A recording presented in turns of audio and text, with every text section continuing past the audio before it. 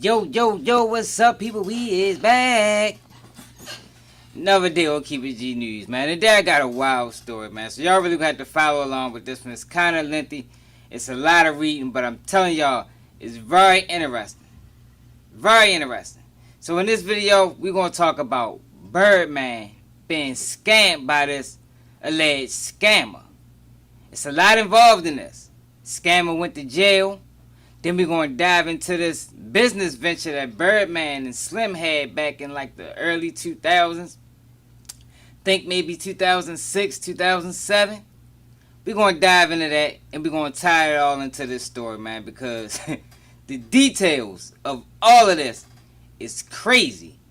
Even the fact that Birdman and Slim might have gave information to the FBI or the SEC that led to this indictment of this alleged scammer, man, it's wild. Now, I don't know if people want to consider this snitching or not. You know, he is a businessman, but at the same time, he's a street guy too. You know, so how you balance the two? You understand? So that's what we're dealing with here now. And I ain't going to keep wrapping y'all up. We're going to get to the story. Music mogul tried to get into the oil game but was swindled by a con man. Birdman and his brother Slim were reportedly victims of a wicked con. It took the FBI 10 years to find the perpetrator and then interviewed the two executives in their pursuit. Kevin Edmondson, then a lawyer for the U.S. Securities and Exchange Commission, said the person behind the scam is Mark Roy Anderson. Anderson is alleged to have stolen $1 million from a Dallas real estate broker and other investors. As a result, Anderson was slapped with a civil suit that he evaded. A criminal investigation was also launched and Anderson was convicted and issued a $130,000 judgment. The oil scam that got the Cash Money executive mixed up happened between March of 2006 and November of 2010. In total, 20 people were impacted. In 2011, the FBI brought Birdman for an interview, listing him in paperwork as BW.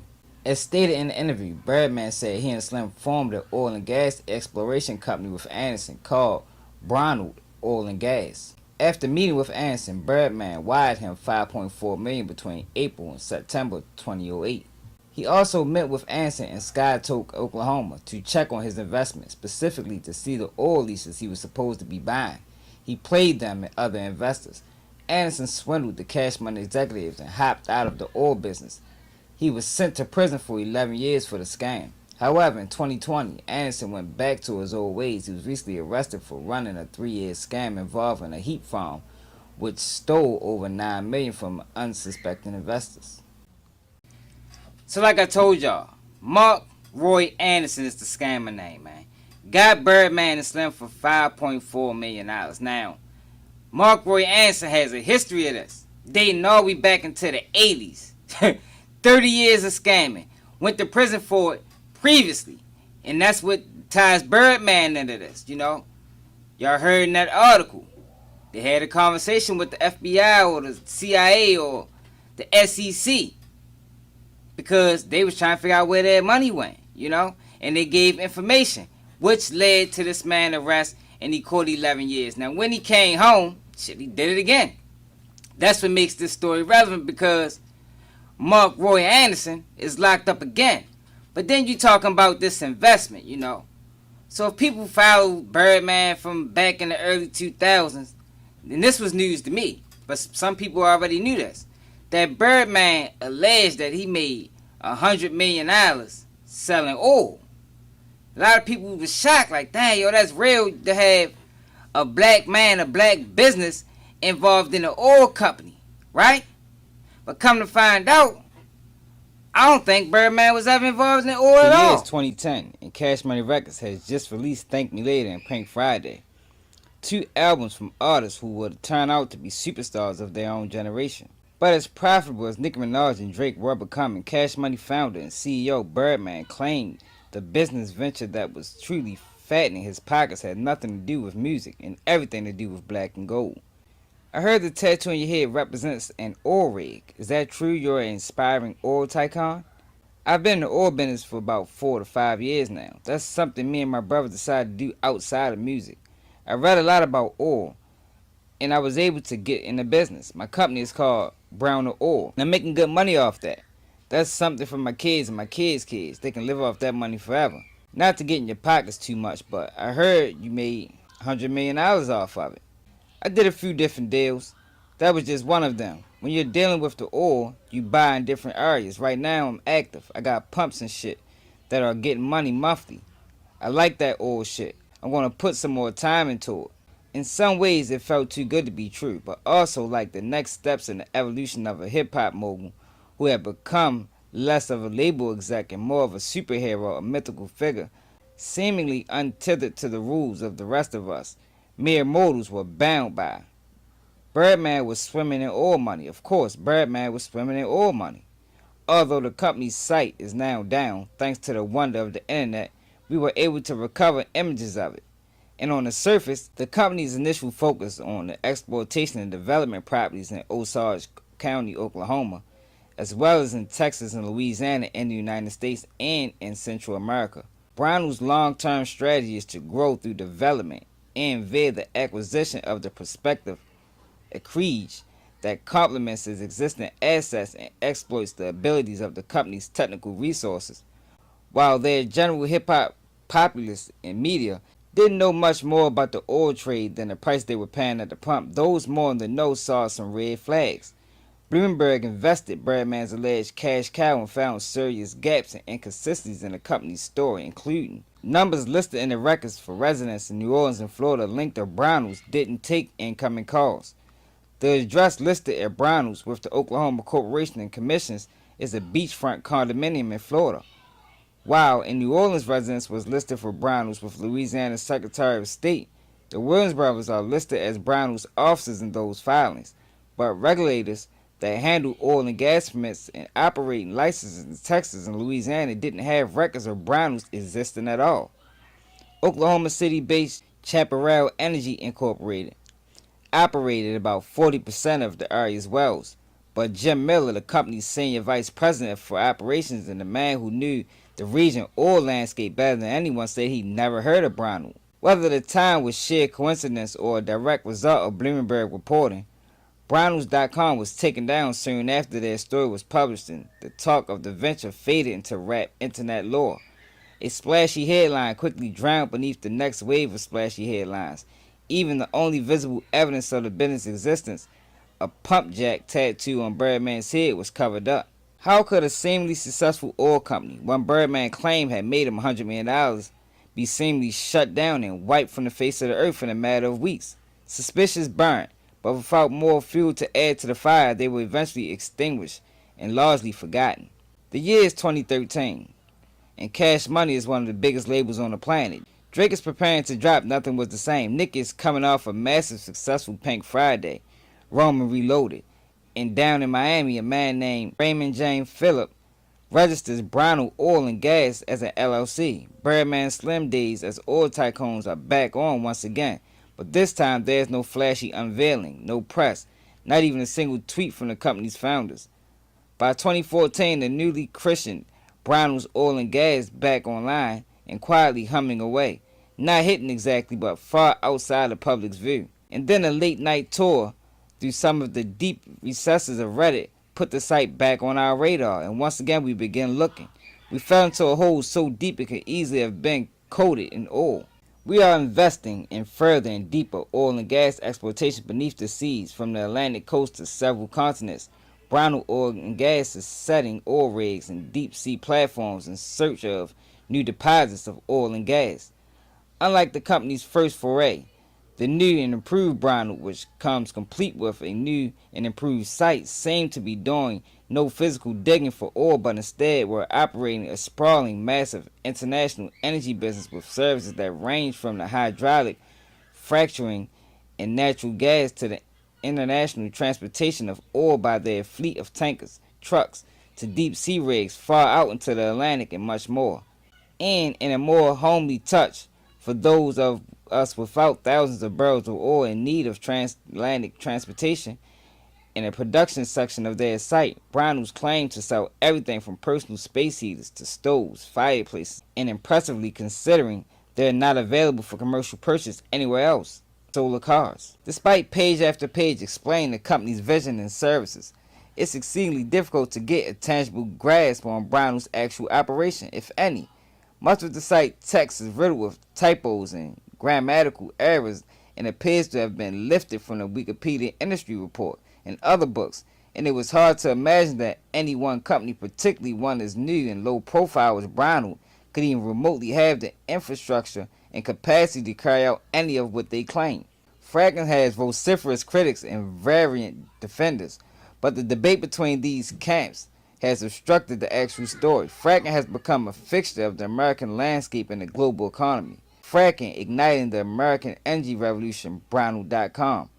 The site's lone video. In the lone video on Brownell's Oil and Gas YouTube channel, which on an almost impossibly hilarious note currently only subscribes to the Breakfast Club, Birdman and Rick Ross channels, was a bizarre mashup of speeches from actual oil billionaire T. Boone Pickens, President Obama, and the same man who registered the company in 2013, Raymond James Philippe.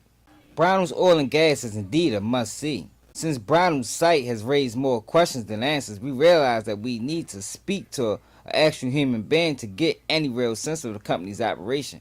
But perhaps unsurprisingly, once again met with a brick wall of confusion. John Doe is either one of the most qualified businessmen on the planet, simultaneously holding down 5 positions at an oil company.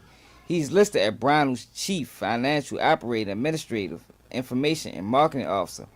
Or he doesn't exist. In the name of the thoroughness, we investigated on the off chance that there was in fact an actual person named John Doe, with a background in business.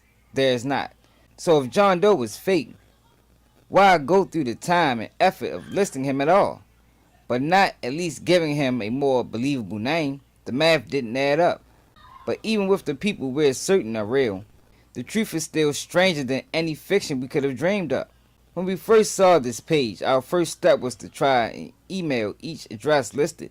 They all bounced back, but in a bizarre repeat of Brownell's first inception after Bloomberg published this piece, whether it was a mere coincidence or the result of our efforts to contact them, shortly after we began attempting to contact with someone at Brownell's, including calling every phone number linked to the company, but never getting any further than leaving a repeated voicemail.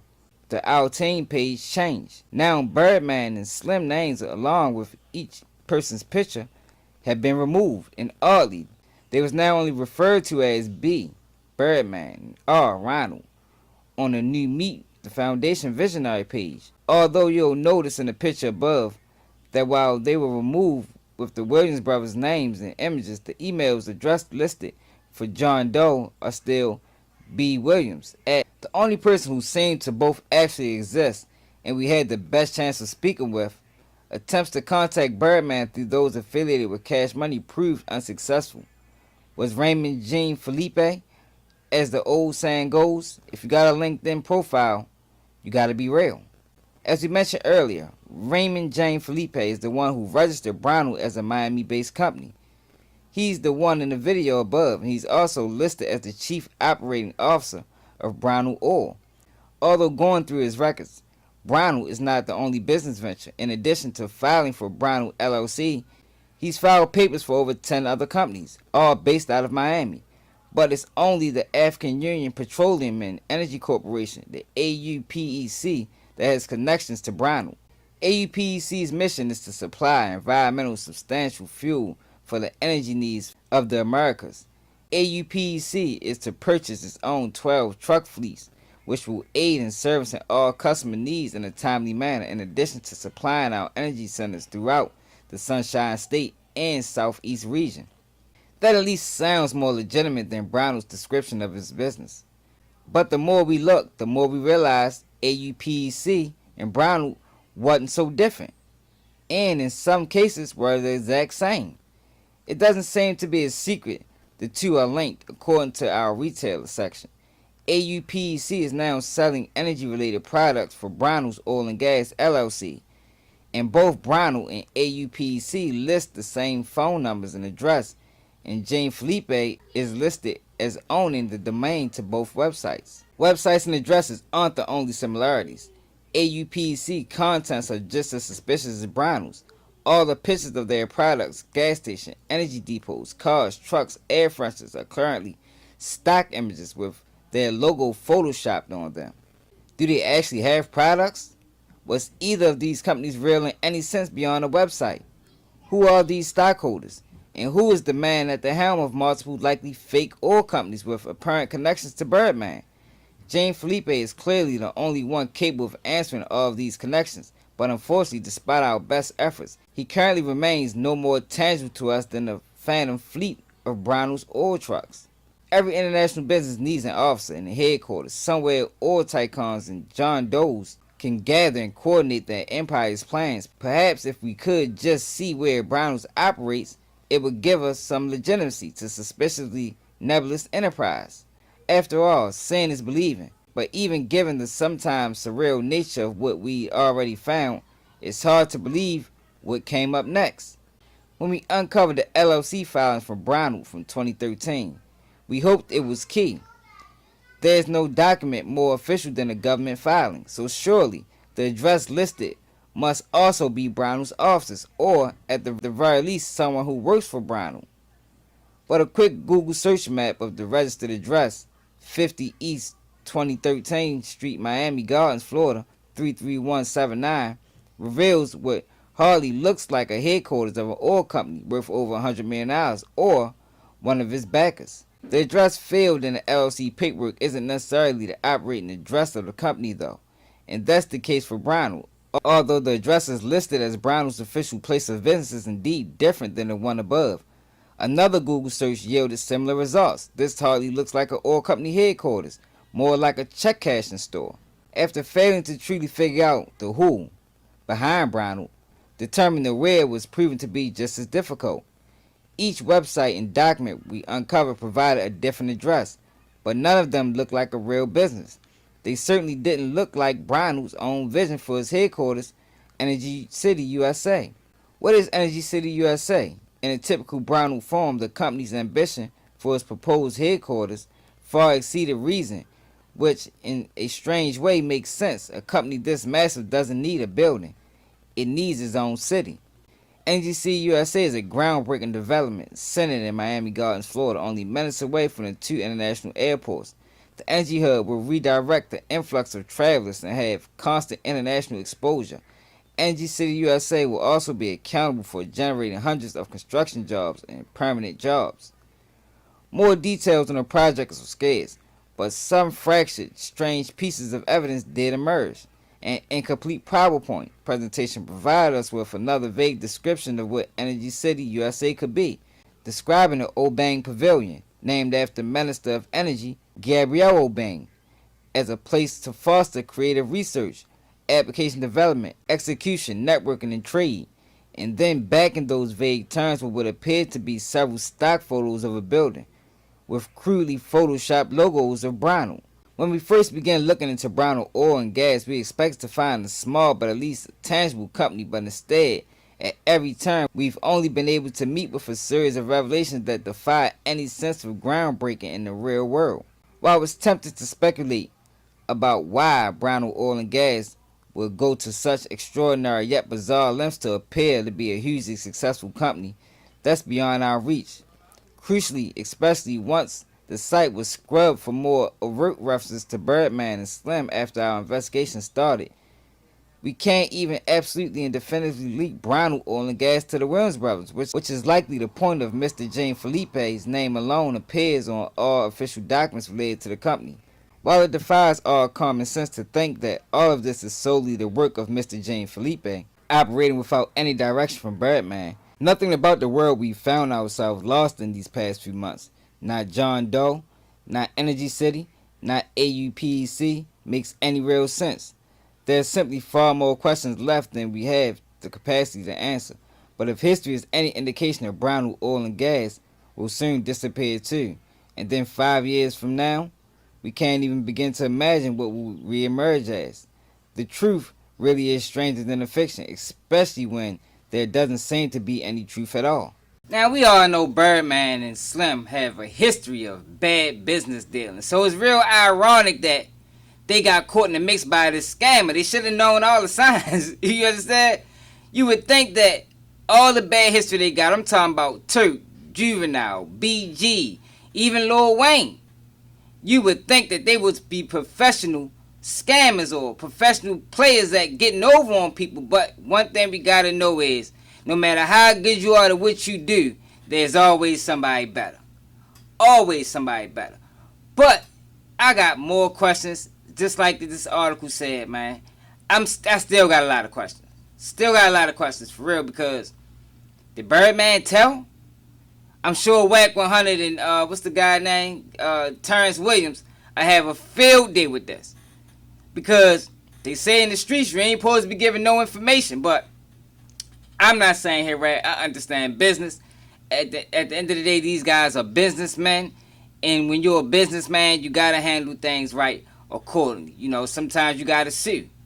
You always can't go to the streets. You know, this is not street activity. I mean, well, it might have been. You talking about scamming. But then you got this oil company that never existed. So, let me get this right, y'all. Birdman gave this guy money for him to start this oil company that never existed. At least that's what they saying. You know, they tracked down every avenue to figure out, was this a real website? Was this a real company?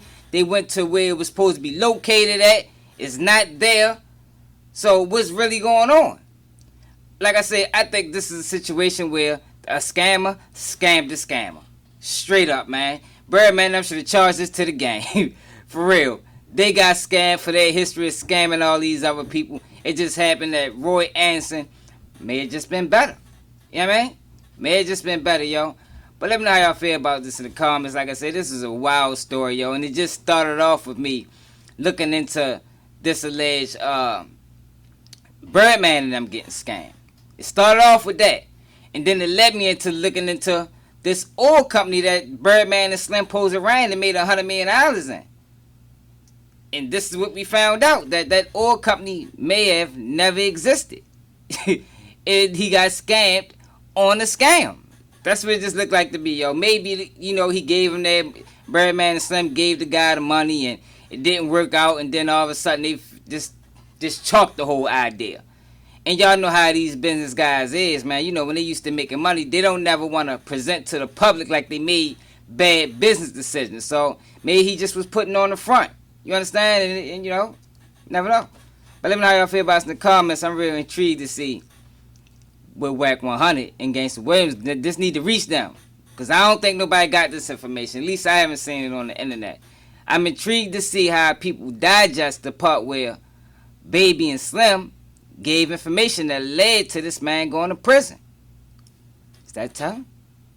Let me know in the comments. I don't think so. Just keep it G News. Subscribe to the channel. I'm your favorite blogger, like I say all the time, and I'm out.